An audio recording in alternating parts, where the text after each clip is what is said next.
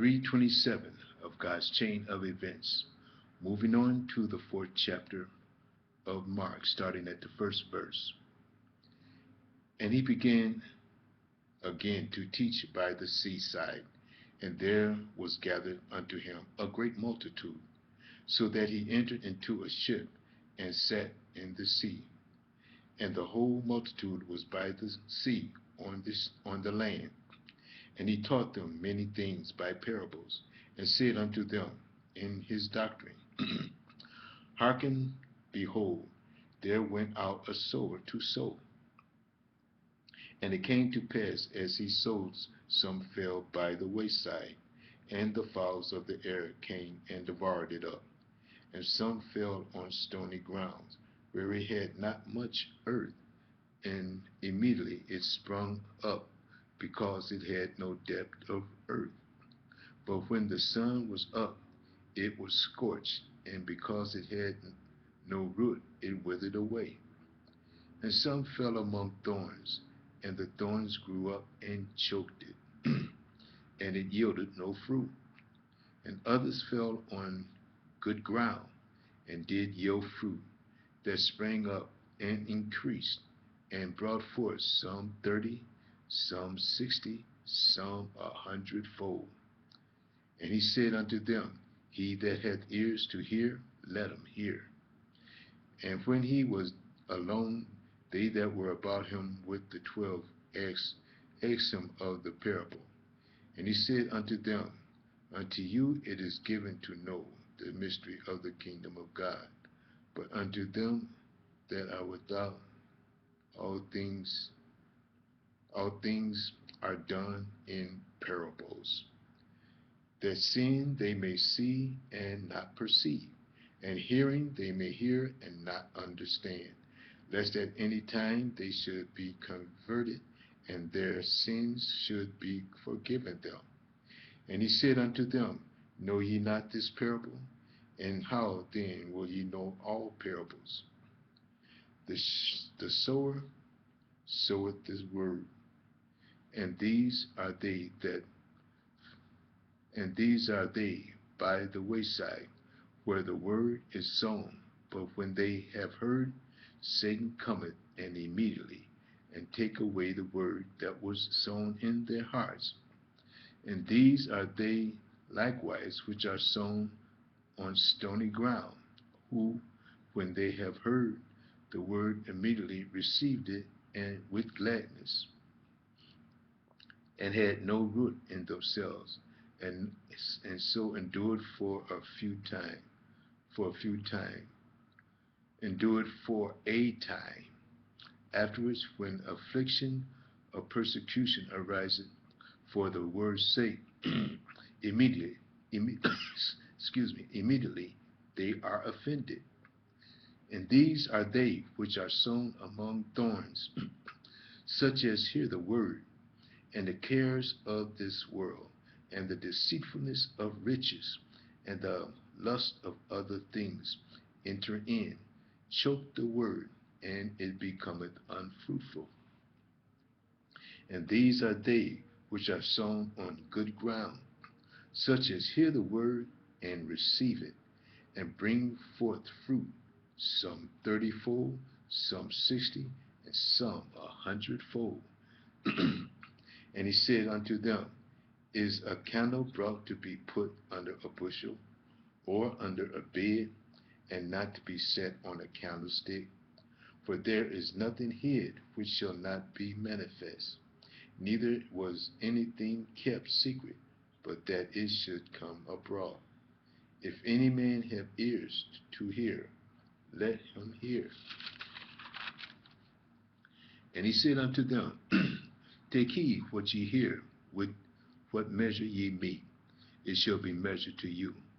And unto you that hear shall more be given.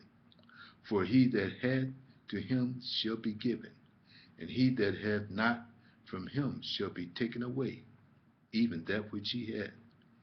And he said, So is the kingdom of God, as if a man should cast seed into the ground, and should sleep and arise night and day, and the seed should spring up and grow up, he knoweth not how. For the earth bringeth forth fruit of herself, first the blade, then the ear, after that the full corn in the ear. But when the fruit is brought forth, immediately he put it in the sickle, and he put it in the sickle, because the harvest is come. And he said, whereunto shall we liken the kingdom of God? Or with what comparison shall we compare it? It is like a grain of mustard seed, which when it is sown in the earth is less than all the seeds that be in the earth. But when it is sown, it groweth up, and becometh greater than all herbs, and shooteth forth out great branches, so that the fowls of the air may lodge under it, under the shadow of it. And with many such parables spake he the word unto them, as they were able to hear it. But without a parable spake he not unto them. And when they were alone, he expounded all things to his disciples. And the same day, when the evening was come, he said unto them, let us pass over unto the other side. And when they had sent away the multitude, they took him even as he was in the ship. And there were also with him other little ships. And there arose a great storm of wind, and the waves beat into the ship, so that it was now full. And he was in the hinder part of the ship, asleep on the pillow. And they awake him, and said unto him, Master, carest thou not that we perish? And he arose and rebuked the winds, and said unto them, and said unto the sea, Peace, be still. And the wind ceased, and there was a great calm. And he said unto them, why are ye fearful? How is it that ye have no faith? And they feared exceedingly, and said one to another, what manner of man is this, that even the wind and the sea obey him? Moving on to the 5th chapter of Mark, starting at the 1st verse. And they came over unto the other side of the sea, into the country of Gadarenes. And when he was come out of the ship, immediately there met him out of the tombs a man with an unclean spirit, who had his dwellings among the tombs, and no man could bind him, no, not with chains, because that he had been often bound with feathers and chains, and the chains had been plucked asunder by him, and the feathers broken in pieces, neither could any man tame him. And always night and day he was in the mountains and in the tombs, crying and cutting himself with stones. But when he saw Jesus afar off, he ran and worshipped him, and cried with a loud voice, and said, what have I to do with thee, Jesus, thou Son of the Most High God? I adjure thee by God, that thou torment me not. For he said unto him, come out of the man, thou unclean spirit. And he asked him, what is thy name? And he answered, saying, my name is Legion, for we are many. And he besought him much that he would not send them away out of the country. Now there was there nigh unto the mountains a great herd of swine feeding. And all the devils besought him, saying, send us into the swine, that we may enter into them. And forthwith Jesus gave them leave. And the unclean spirit went out and entered into the swine. And the herd ran violently down a steep place into the sea. They were about 2,000, and were choked in the sea. And they that fed the swine and they that fed the swine and told it in the city and in the country, and they went out to see what it was that was done. And they come to Jesus, and see him that was possessed with the devil, and had the legion sitting and clothed, and in his right mind. And they were afraid. And they that saw it told them how it befell to him that was possessed with the devil, and also concerning the swine. And they began to pray him to depart out of their coasts. And when he was come into the ship, he that had been possessed with the devil prayed him that he might be with them. Howbeit Jesus suffered him not, but said unto him, Go home to thy friends, and tell them how great things the Lord hath done for thee, and had compassion upon thee. And he departed and began to publish in the Decapolis how great things Jesus had done for him, and all men did marvel. And when Jesus was passed over again by ship unto the other side, much people gathered unto him, and he was nigh unto the sea. And behold, there cometh one of the rulers of the synagogue, Jairus by name. And when he saw him, he fell at his feet, and besought him greatly, saying, My little daughter lieth at the point of death. I pray thee, come and lay thy hands on her, that she may be healed, and she shall live. And Jesus went with him, and much people followed him and thronged him.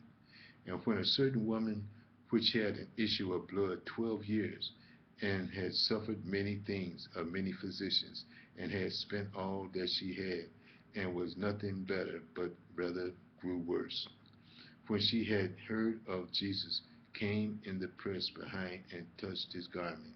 For she said, If I may touch but his clothes, I shall be whole. And straightway the fountain of her blood was dried up, and she felt in her body that she was healed of the plague. And Jesus, immediately knowing himself that virtue had gone out of him, turned him about in the press and said, Who touched my clothes? And his disciples said unto him, Thou seest the multitude thronging thee, and sayest thou, Who touched me? And he looked round about to see her that had done this thing. But the woman, fearing and trembling, knowing what was done in her, came and fell down before him, and told him all the truth. And he said unto her, Daughter, thy faith hath made thee whole. Go in peace, and be whole of thy plague. And while he yet spake, there came from the ruler of the synagogue's house certain which said, Thy daughter is dead. Why troublest thou the master any further? As soon as Jesus heard the word that was spoken, he said unto the ruler of the synagogue, Be not afraid, only believe. And he suffered no man to follow him, save Peter and James and John, the brother of James. And he cometh to the house of the ruler of the synagogue, and seeth the tumult, and them that wept and wailed greatly. And when he was come in, he said unto them, Why make ye this ado, and weep? The damsel is not dead, but sleepeth. And they laughed him to scorn. But when he had put them all out, he taketh the father and the mother of the damsel, and them that were with him, and entered in where the damsel was lying. And he took the damsel by the hand, and said unto her, Talitha cumi, which is being interpreted, Damsel, I say unto thee, arise. And straightway the damsel arose and walked, for she was of the age of 12 years. And they were astonished with a great astonishment. And he charged them straightway that no man should know it, and commanded that some things should be given her to eat. I'm going to stop here and start part 328. View part 328. Thank you.